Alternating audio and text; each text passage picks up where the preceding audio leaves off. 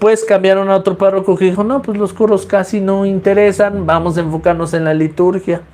Y luego llegó otro párroco que no, dijo la liturgia no, lo más importante son las misas, las kermeses, que se construye el templo. ¿Por qué? Para el dinerito.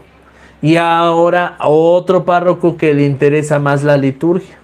No me interesa la construcción, no me interesan los desfiles, no me interesan las reuniones, lo que a mí me interesa es la liturgia, que las cosas estén bien. Entonces, al final también influye mucho que cada sacerdote que se va cambiando en nuestra parroquia, pues va trayendo sus propias ideas. Pero la forma de vivir la liturgia, la vida de la iglesia, es que todos caminemos en el mismo rumbo, en la santidad. Así que me gustaría que ustedes escribieran ahí en el chat si han tenido alguna problemática de esta, algún rechazo, algún momento que se han sentido incómodos por parte de la iglesia, porque esto me gustaría compartirlo en un siguiente episodio, ¿ok? Bueno, de eso se va a tratar el episodio del día de hoy, que pues al final somos una iglesia en conflicto que tiene que solucionar conflictos para poder vivir la santidad, ¿ok? Dice el autor, se da el nombre de conflicto tanto a una situación de difícil salida como a una situación de lucha o desacuerdo entre personas. Son por tanto términos afines: encrucijada, pugna, apuro, aprieto, enfrentamiento, choque, disputa, colisión, etc. En todos los casos, el conflicto implica tensión, dificultad, problema que pide solución. En cuanto al adjetivo conflictivo, tiene un significado muy distinto según se aplique a una circunstancia. Se creó una situación conflictiva, o a una persona, a fulano de tal, es muy conflictivo. En este segundo caso, la persona es señalada como difícil o problemática, no idónea para establecer buenas relaciones. Un conflicto puede darse entre los integrantes de un grupo o una comunidad, ¿sí? La agrupación y su dirigente, diversos grupos de una misma comunidad, agrupaciones distintas. A veces hay conflictos entre parroquia y parroquia. A mí como me genera conflicto cuando hay reuniones de decanato. De decanato son que más de 2 parroquias tengan que reunirse todos los grupos de liturgia, de coros, de apostolado, de lo que sea. Y cuando te reúnes sientes una iglesia indiferente. ¿No les ha pasado? Pero a mí sí me ha pasado. Que sientes esa indiferencia a veces. Ese de que, bueno, yo sé más que ustedes, yo estoy más preparado. Y a veces te echan de menos. Es decir, ustedes, queridos ministros, catequistas, encargados de liturgia, ustedes son líderes. Un buen líder aprende a enfrentar los conflictos, los problemas, más allá de evadirlos. Por favor, perdón que suene duro, pero lo voy a decir tal cual. No seamos cobardes, no seamos cobardes. Y aprendamos a enfrentar estas situaciones. Aprendamos a dar la cara. Aprendamos a resolver. No a crear más problemas, sino a resolver. De un líder no se pretende que carezca de conflictos.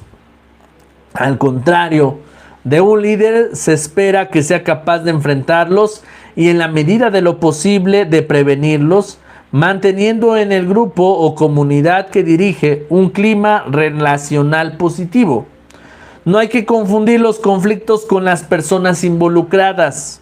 El conflicto es en sí mismo una situación, es por tanto algo objetivo. El sujeto pasivo del conflicto es quien más lo siente y mejor se da cuenta de sus consecuencias. Este suele ser el líder, el dirigente de la agrupación.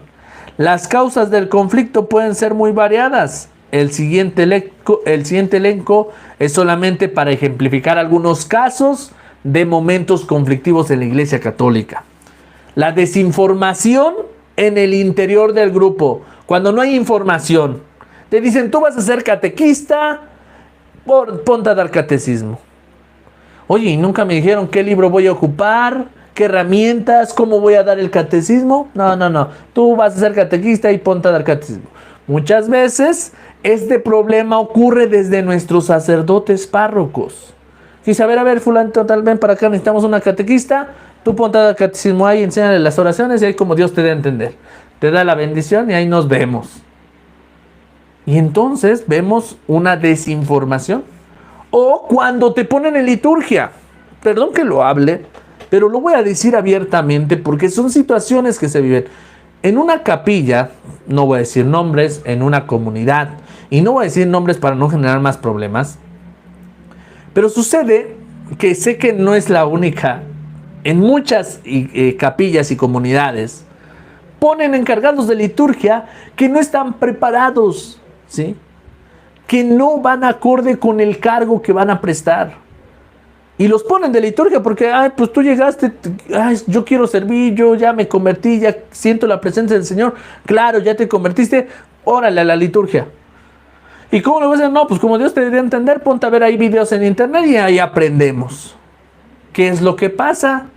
Aprendemos a liturgia, le empezamos a mover aquí para allá, dirigimos, tenemos a cargo a los monaguillos, pero oh, sorpresa, la encargada o el encargado de liturgia no está casado por la iglesia, está viviendo en unión libre. ¿Ustedes creen que esa persona puede ser encargado de liturgia? No, no, queridos hermanos. El estar frente a la liturgia necesita antes que nada, antes de conocimiento, necesita testimonio. Al igual que los proclamadores de la palabra de Dios, los que pasan a proclamar la palabra de Dios el domingo, ellos antes que estar intelectualmente preparados o antes de que el salmista sea hombre o mujer, cante muy bonito. Pero si esa muchachita o ese muchacho que canta muy bonito el domingo el salmo está viviendo en unión libre, no puede pasar a cantar el salmo. Así de simple. Y entonces vivimos desinformados en nuestra iglesia y empezamos a tener problemáticas. Problemáticas que nos llevan a algo todavía más fuerte, porque cuando ya queremos quitar a esa persona del cargo, se molesta porque no comprende que no puede estar ahí porque no está casado o casada. Sí, sabrás de liturgia, cantarás muy bonito el salmo, pero perdón que te lo diga, querido mijito, mijita, no puedes estar ahí, no estás casado. Lo que implica estar en el altar es dar testimonio. Tal vez si te tocó vender tacos en la kermés, ponte a vender tacos en la kermés, porque no importa si estás viviendo en unión libre o no cuando estás en la kermés. En la kermés estás colaborando con el plan de salvación del Señor de construir un templo, un lugar para hacer una oración digna al Señor, un encuentro vivo con el Señor. Sin embargo, para poder estar en grandes lugares y servicios, como es ministro extraordinario, encargado de liturgia o incluso catequista, debe ser una persona casada.